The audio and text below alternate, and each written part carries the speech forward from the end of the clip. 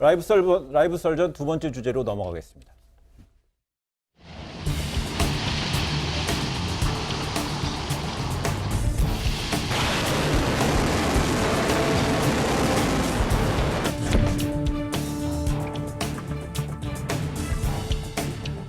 해상에서 발사했다고 보면은 SLBM의 가능성도 있기 때문에 북극성 계열로 이렇게 보고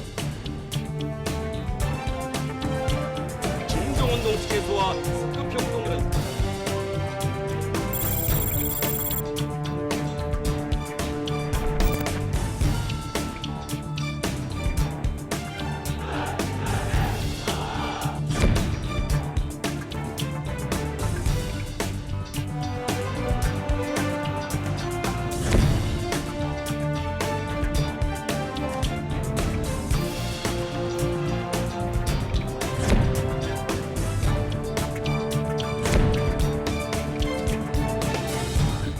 没有任何力量能够撼动我们伟大祖国的地位，没有任何力量能够阻挡中国人民和中华民族的前进步伐。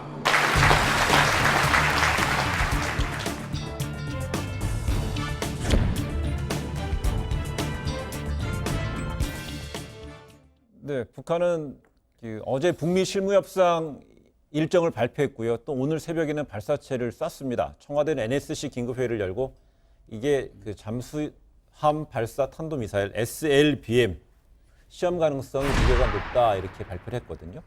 SLBM 간단치 않은 무기 체계잖아요. 그렇습니다. 예.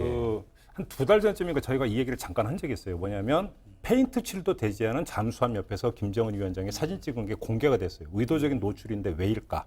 결국은 청구서를 추가하기 위한 것 아니냐라는 말씀을 그때 제가 드린 적이 있었습니다. 지금 어차피 미국과의 실무 협상 일정이 이제 그 확정이 됐다고 최선희 제1부상은 이제 담화로 발표를 했는데 막 여기서 이제 들어가면서 결국 이제 품목 거래가 이루어지는 것 아니겠습니까? 한마디로 정리하면 청구서를 추가를 했다.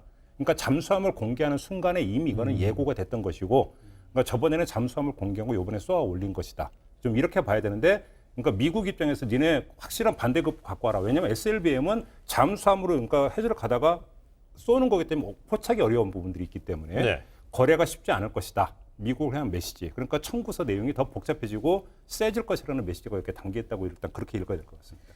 그렇다면 아니 뭐 일단은 그러니까 우리가 하려고 그러는 거는 핵 군축 회담이다. 이 얘기를 한 번 더 보여준 거라고 봐요. 북한이 미국에 대해서 그렇죠. 이번에 왜냐하면 실무 협상에서는 아직은 이제 핵군축하자. 워싱턴이 지금 저녁이기 때문에 어떤 반응이 나올지는 모르겠으나 이제 SLBM으로 보이는 그 미사일 발사까지도 우리 그 트럼프 대통령이 그 별거 아니다 말하기는 좀 이제 어렵게 됐거든요. 그리고 이거는 실제로 위협적 무기잖아요. 왜냐 하와이 근처까지 가서 쏘면요 미국 본토 거의 전역이 대상이 될 수 있어요. 뭐냐 지금 북한이 ICBM은 사실 이게 정확도 있게 또 요격도 가능하지만 미국 본토를 공격할 수 있을지에 대한 회의가 있지만 이 중거리 핵미사일 있잖아요. 이거의 정확도는 지금 상당히 개선돼서 네. 그 위협적이라고 봐야 되는데 SLBM은 바로 서해안 그쪽까지 공해상까지 가서 쏠 수 있는 거기 때문에 이제는 조금 새로운 국면으로 갈 가능성도 있다. 말하자면 지금 그건 근데 마지막 지금 한번 벼랑 끝 흔히 쓰는 벼랑 끝 외교에서 한번 마지막 배팅을 한 번 더 올려보는. 네, 동의합니다. 그래서 이것이 과연 순조롭게 말하자면 실무회담까지 이어질지 제가 볼때 여기서 한 번 더 뭐 여기서 이게 곡절이 있을지 모르겠네요. 거래용이라고 보는 게 사거리예요. 지금 추정이 450km로 지금 이제 그 추정이 되고 있지 않습니까? 단거리 그러니까 그 단거리와 중장거리를 나누는 기준점이 이제 500km인데, 그러니까 사거리를 450km로 설정을 했다라고 하는 것은 트럼프가 이야기했던 단거리 미사일은 뭐 괜찮잖아. 예. 다른 나라도 다 쏘지 않냐? 괜찮아라고 얘기했는데 그 범위 안에서 SLBM을 쏘아 올렸다면 이것이 말 그대로 미국을 향한 도발용이기보다는 오히려 거래용 이렇게 보는 게 더 맞다 이렇게 생각합니다. 특히나 핵 군축을 하자는 얘기인데 또 화면에 나갔듯이 최대 고도가 910km에 이르렀습니다. 그래서 그 거리는요. 아까 지금 이전수이 말한 대로 중거리 ILBM까지도 여기서 갈 수 이제 있다는 여기서 얘기겠죠? 저희가 이제 하나 그 놓치면 안 되는 게 이번 발사는 우리가 이제 그 고각 발사라 그러잖아요. 그렇죠. 네. 이렇게 옆으로 날아간 게 아니고 위로 쐈기 때문에 사실은 이 정도는 이게 바로 중거리 핵미사일 영역이라고 봐야 되거든요. 그러니까 이거를 또 단순히 우리가 저 거리는 450km라고 그래갖고 그러니까 또 우리 그 트럼프 거리를 맞추기 대통령이 위해서 고각으로 쐈다고도 볼 수 있는 그러니까 거죠. 그 그래서요? 트럼프 대통령이 이거 별거 아니다라고 얘기할지는 좀 두고 봐야겠네요. 그러니까 두 분 얘기는요. 이 SLBM 발사에 대해서는 북미 실무 협상을 앞두고 북한 당국이 미국에 대해서 핵 협상, 특히 핵 군축까지도 한번 해보자는 메시지 발신이라고도 해석을 했는데 이번 발사를 두고서 어제 문재인 대통령이 국군의 날 기념식에서 그 북한 당국이 상당히 민감해했고 비난을 해왔던 F-35A 스텔스기 전투기를 직접 공개한 것과 연관이 돼서 남측을 향한 어떤 메시지가 아니라는 시각도 좀 있습니다. 그러니까 지금 이 북한 입장에서는 F-35A 어떤 도입 이거에 대해서 대단히 민감해하고 그러니까 상당히 뭐냐면 격한 어떤 표현 어떤 공격까지 했으니까 예민하게 어떤 반응을 하고 있는 것은 분명한 사실이라고 봐야 되겠는데요.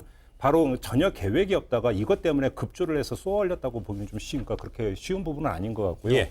SLBM이 갖고 있는 어떤 그 중요성이나 이런 것들을 볼 때 이건 대남 메시지용을 겸하고 있을지는 모르겠지만 예. 핵심은 역시 대미용이다 이렇게 보는 게 맞을 것 같아요. 알겠습니다. 그리고 이제 북미 협상을 앞두고요. 이 북한 당국에서 누구를 대표 주자로 내세우느냐에 따라서 좀 이 회담에 임하는 뭐라 그럴까요? 당위라든지요. 아니면 절박함, 아니면 필요성을 느낄 텐데 특히 이번 북미 협상에서는 그동안에 주도였던 김영철로 대표됐던 통전부에서 외교부 라인으로 바뀐다는 점에서도 좀 주목이 되기 때문에 이 격이 누구가 나오느냐, 만약에 최선희가 나오느냐, 뭐 김명길이 나올까 여기에 대해서도 좀 근데 다른 이제 것 같아요. 저희가 이제 지난번에 한번 그 통전부 라인이 협상에 나서는 것과 외교부 라인이 협상에 나서는 것의 차이에 대해서 한번 저희가 예. 짚어본 적이 있었죠. 그러니까 통전부라고 하는 건 쉽게 얘기하면 정무적인 부서이기 때문에 탑다운 일괄 타결 항상 그 주장하는 곳이고 외교부 라인이 전면에 나섰다는 건 뭐냐면 그건 뭐 최선희가 나서든 누가 나서든 아니면 뭐 김명길이 나서든 이거는 바로 1994년에 제네바 핵협상과 우리가 지금 가장 협상이 잘 됐다고 얘기했던 핵협상 중에 2005년 9.19 합의 그것들이 모두 외교부 라인이 만든 건데 그 특징이 뭐냐면 그때 유명한 말이 있어요. 말 대 말, 행동 대 행동, 등동. 이건 네. 뭐냐면 서로 하나하나 말하자면 매칭시켜가면서 단계적으로 가자는 얘기거든요. 그러니까 상호주의죠, 완전히. 그렇죠, 상호주의인데 그런 면에서 보면 그 이쪽 그 우리 저 북쪽에 지금 입장은 예.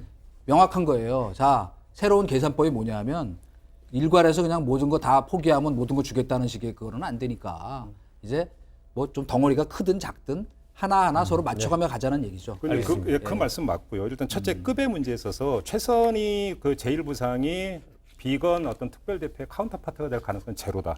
제가 볼 때 왜냐하면 어차피 이미 김명길이라고 통보가 된 것으로 좀 알려지고 있고 네. 그 전에 보더라도 그러니까 미국에서 대북정책 특별대표라는 자리를 만들어서 비건을 임명하니까 북한이 어떻게 했습니까? 대미 특별대표라는 자리를 만들어서 김혁수를 임명을 했던 거기 때문에 카운터파트는 김명길로 보는 게 맞을 것 같고요. 하나만 말씀드리면 지금 저희가 그러니까 이 연말 연초가 결국은 변곡점이 될 거라고 말씀을 드렸고 연말 연초에 제3차 북미 정상회담이 열려야만 된다. 북미 두 정상에 처해 있는 환경을 놓고 보더라도. 따라서 외무성 라인이 전면에 포진이 됐기 때문에 잘라가면서는 접근을 하겠지만 그러면서도 큰 틀의 합의를 또 해야만 되는 시간에 쫓기고 있다.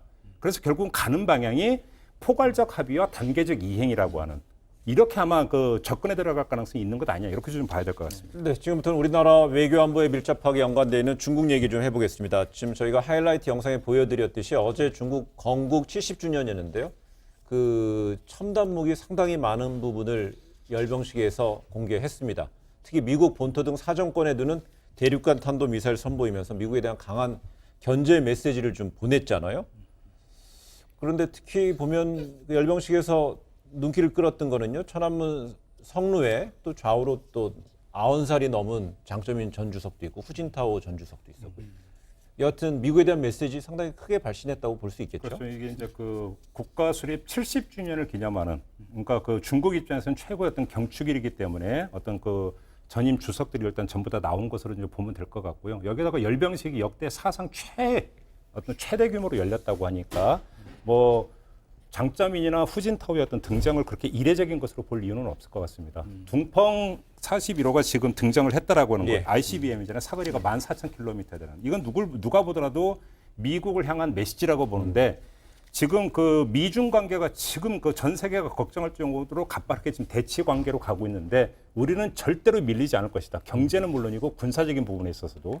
이거에 대해서 미국이 아주 강력한 메시지를 던진 거죠. 미국이 또 어떻게 반응하는지가 좀 궁금합니다. 뭐 그 사실은 저 내부를 향한 이것도 맞아요. 메시지의 그런 가능성이 면이 큰 것은 지금 이제 중국이 그 이제 정치 체제 그 리더십 시스템이 좀 바뀌었잖아요. 그 앞에까지는 그야말로 집단 지도 체제였는데 이제는 시진핑 주석을 중심으로 한 단일 지도 체제로 옮겨가려는 더구나 사면임제까지 지금 조항까지 폐지했거든요. 예. 그러니까 내부적으로는 자기네 북한도 뭐 이런 무력 시위할 때 대부분 내부에 보내는 메시지가 크죠. 미국이 볼 때는 제가 무슨 뭐 좀 과언인지 모르지만 아직 연안 해군 수준에 머무르는 이 중국의 군사력에 대해 그렇게까지 뭐 평가하지 않거든요. 그러니까 그런 점에서 본다면 오히려 우리한테는 어떤 메시지가 있느냐면 정말로 중국의 1대1로 구성에 참여를 할 거냐 아니면 미국, 일본의 인도 태평양 라인에 참여할 거냐는 굉장히 중요한 그런 그 선택과 변곡점에 이제 왔다 하는 걸 한 번 더 보여줬다고 생각이 됩니다. 네, 조금 전에 저희 이제 미국의 반응이 어떨지에 대해서 봤는데 SLBM 특히 이제 고각으로 쏴서요 거리를 이제 500km 안쪽으로 이제 조정한 거를 이제 저희는 분석을 했었는데 그 미국 정부는 CNN 보도입니다. 그 미국 정부 당국자를 인용해서 북한의 이번 탄도미사일은 수중 발사대에서 쏜 것으로 파악된다. 결국 이 말은 잠수함이 아닐 가능성으로도 좀 해석이 될 여지가 있어서요. 자세한 내용은요 이어지는 저희 프로그램 보도 관련 프로그램에서 좀 더 자세히 전해드릴 것 같습니다.